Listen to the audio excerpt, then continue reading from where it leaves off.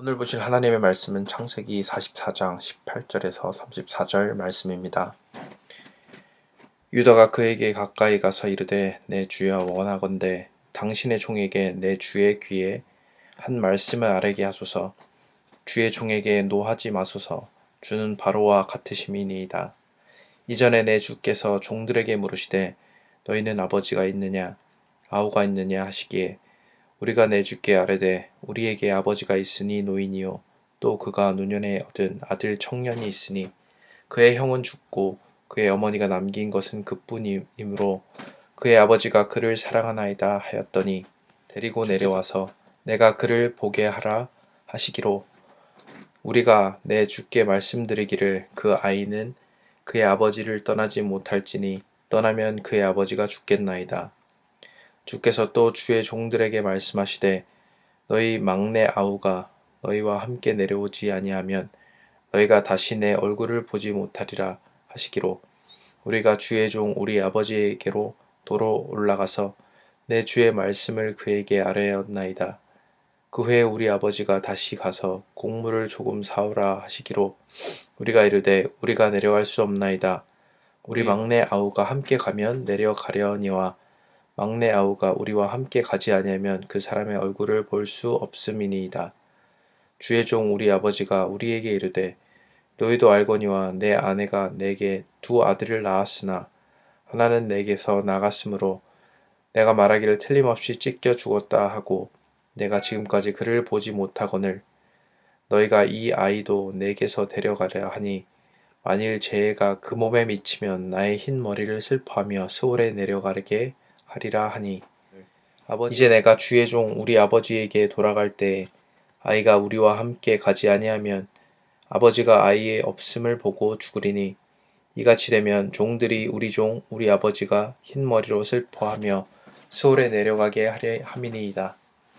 주의 종이 내 아버지에게 아이를 담보하기를 내가 이를 아버지께로 데리고 돌아오지 아니하면 영영이 아버지께 죄짐을 지리이다 하였사오니 이제 주의 종으로 그 아이를 대신하여 머물러 있어 내 주의 종이 되게 하시고 그 아이는 그의 형제들과 함께 올려보내소서.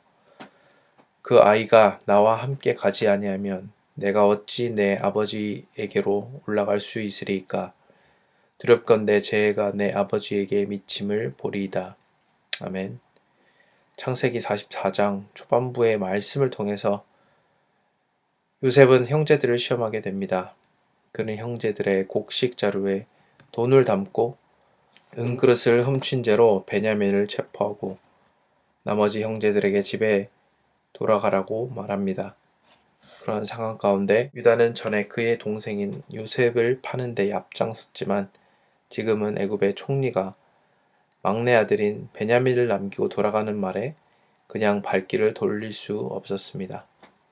그에게 있어서 요셉을 잃었다는 죄책감으로 더 이상 동생을 잃을 수 없다는 용기와 결단으로 최대한 예의를 갖추어 애굽 총리에게 18절을 통해서 이야기합니다.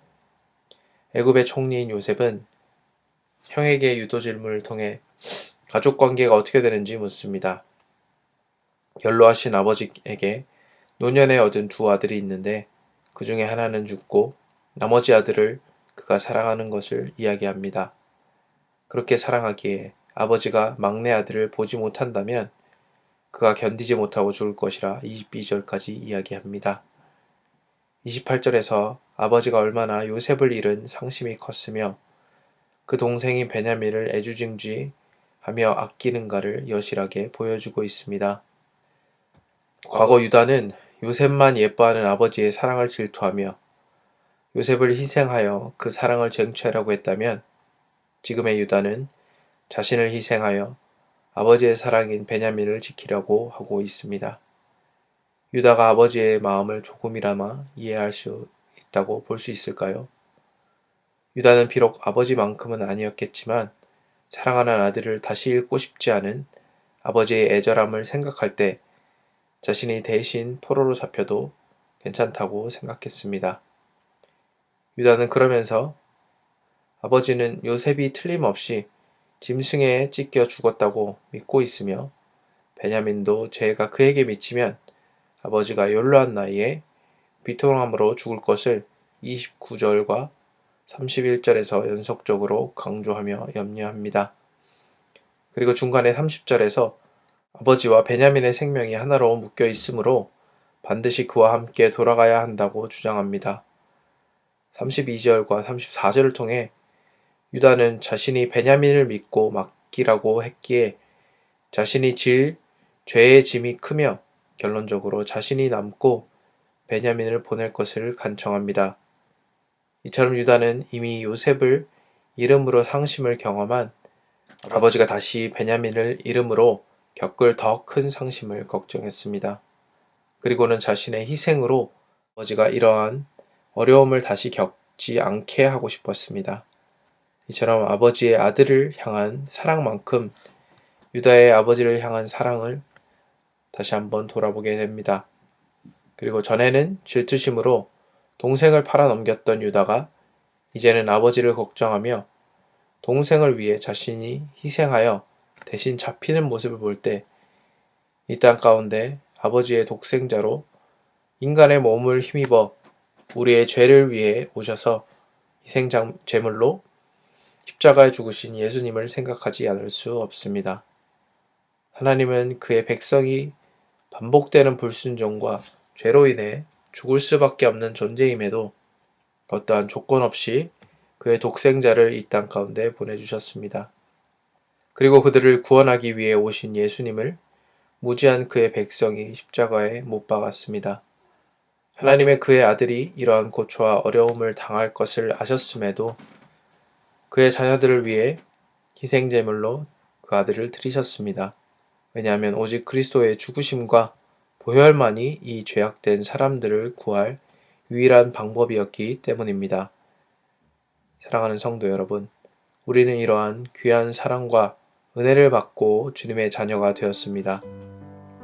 부모님의 사랑보다 더 고결하고 은혜로운 하나님 아버지의 사랑을 받는 자로서 우리는 믿음 안에 한 지체를 더 아끼고 사랑하며 그를 위해 기도하며 섬겨야 합니다.